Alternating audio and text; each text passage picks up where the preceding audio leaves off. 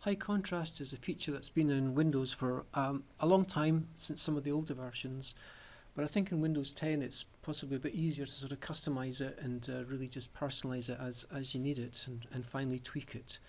So just back down to the bottom here, and let's type in again ease of access, display settings, and there it is.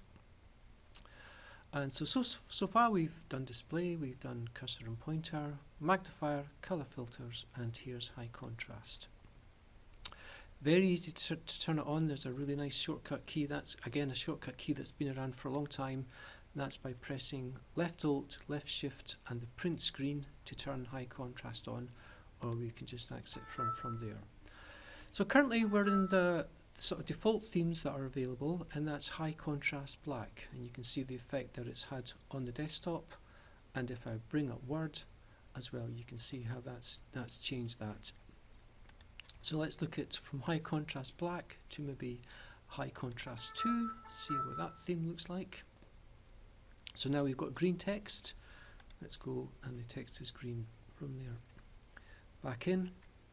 If we wanted to create our own one, how would we go about doing that? Well, it's as easy as just clicking into each of these different elements. So let's see, as it says there, select a coloured rectangle to customize high contrast colours. So we want the text on the page to possibly be green.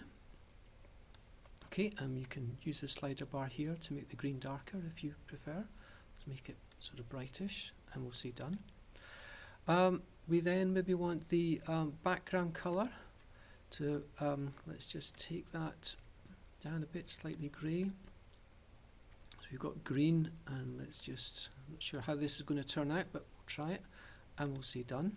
And we've got a background in green text.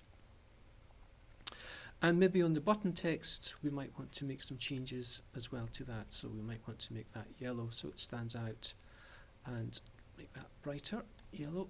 Click on there and say done. Let's just get that up a bit there and say done. Okay. And now what we're going to do is going to apply it, and then we save it as a theme. Okay, so let's click apply. And when we do that, we're prompted to enter a theme name. So I'm just going to call it Craig's Test. Okay, so Craig Test, and say save. And now you can see it's very easy just to sort of customize the desktop quite quickly.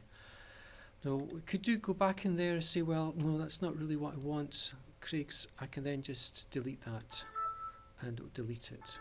And then you can go back in and then create your new high contrast theme. So lots of options for you to sort of explore.